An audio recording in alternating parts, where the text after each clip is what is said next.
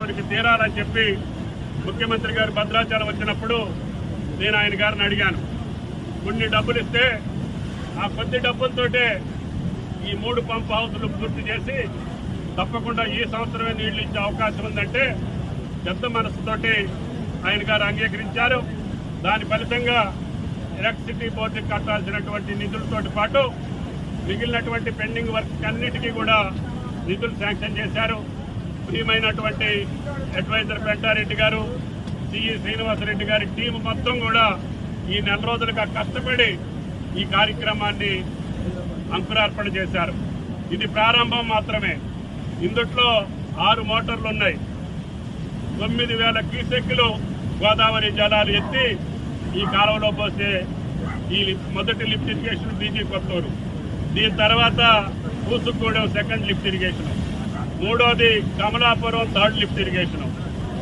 అధికారులను కోరేది ఏంటంటే ఈ యొక్క నెల రోజుల్లోనే ఈ 3 పంప్ హౌస్లు ట్రయల్ రన్ చేసి ఏనుకూరు లింక్ కెనాల్ వరకు ఏ రకమైనటువంటి అభ్యంతరం లేకుండా, ఆటంకాలు లేకుండా మెయిన్ కెనాల్ పూర్తి చేసి ఆ భగవంతుడి దయ వల్ల, శ్రీరామచంద్రుడి దయ వల్ల వైరా ప్రాజెక్టుకి ఈ సంవత్సరం నీళ్లు పంపించేటటువంటి అవకాశం కల్పించమని చెప్పి అధికారులను ఆదేశించాం. వాళ్ళు అదే పట్టుదలతోటి రేయంబాగుళ్ళు కృషి చేసి పనిచేస్తున్నారు. ఇరిగేషన్ శాఖ మంత్రులు కూడా ఇప్పుడే ఈ రైతాంగానికి శుభాకాంక్షలు తెలియజేశారు.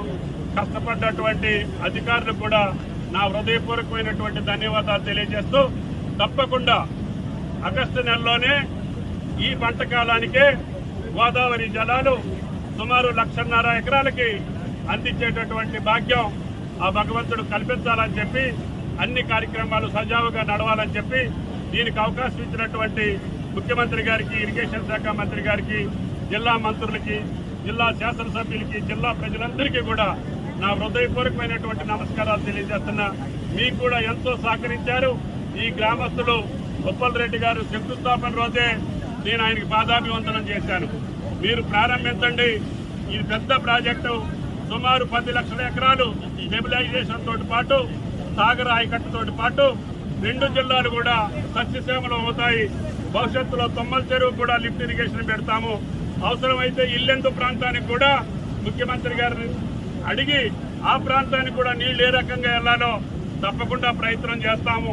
ముందు ఖర్చు పెట్టినటువంటి సొమ్ముకి, ఖర్చు పెట్టినటువంటి నిధులకి అర్థవంతంగా మనం ప్రతి సంవత్సరం ఒక 2 లక్షల ఎకరాలు నీళ్లు ఇచ్చేటట్టుగా ఈ ప్రాజెక్టు పూర్తి చేసుకుంటే రేపు రాబోయే 3-4 సంవత్సరాల్లో ఆ 2-3 టన్నెల్స్ పూర్తి చేసి మొత్తం ఆయకట్టుకి నీళ్లు ఇచ్చేటటువంటి ఆ యొక్క శక్తిని, సామర్థ్యాన్ని మాకు కలిగించాలని చెప్పి ఆ భగవంతుడు ప్రార్థిస్తూ మీ అందరికీ హృదయపూర్వక నమస్కారాలు.